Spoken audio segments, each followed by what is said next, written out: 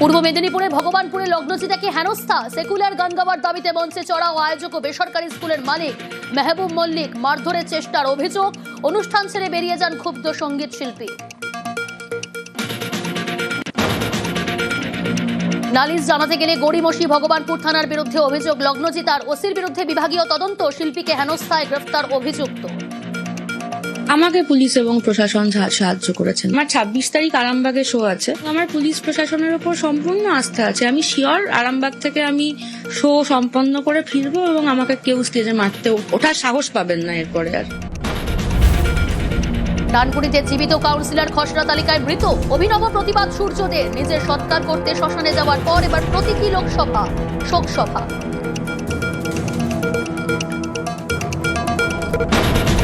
মুর্শিদাবাদের হুমায়ুন কবিরের নয়া দল আগামীকাল বেলডাঙ্গার সভা থেকে নাম ঘোষণা, তার আগে সংখ্যালঘু ভোট একজোটের হুঙ্কার ভরতপুরের বিধায়কের।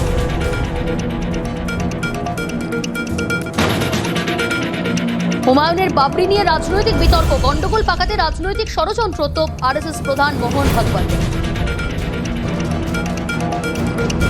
পরিকল্পিত একটা ষড়যন্ত্র। কখনোই বাংলার বুকে দ্বিতীয়বারের জন্য হিস্ট্রি বাবরি মসজিদকে রিপিট করতে পারবে না।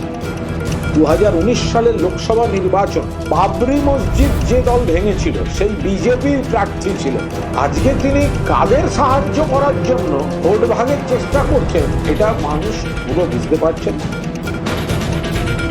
অশান্ত পদ্মাপার, প্রাণ বাঁচাতে 3 মাস আগে এপারে অনুপ্রবেশ, মালদায় পরিচিতর বাড়িতে আশ্রয়। বাংলাদেশে ফিরলে খুনের আশঙ্কা, নাগরিকত্ব পেতে ভারত সরকারের কাছে কাতর আর্জি। ভারত সরকারের কাছে একটাই আবেদন, আমাদেরকে যেন নাগরিকত্ব দেওয়া হোক। আর ওই দেশে যদি আমাদেরকে পাঠিয়ে দেয় তাহলে আমাদেরকে যেন গুলি করে মেরে ফেলে। ফের অশান্ত বাংলাদেশ, হাসিনা বিরোধী নেতা ওসমান হাদি করে অগ্নিগর্ভ পদ্মাপার, সংসদ ভবনে উন্মত্ত জনতা, ব্যারিকেড ভেঙে ঢুকে তাণ্ডব।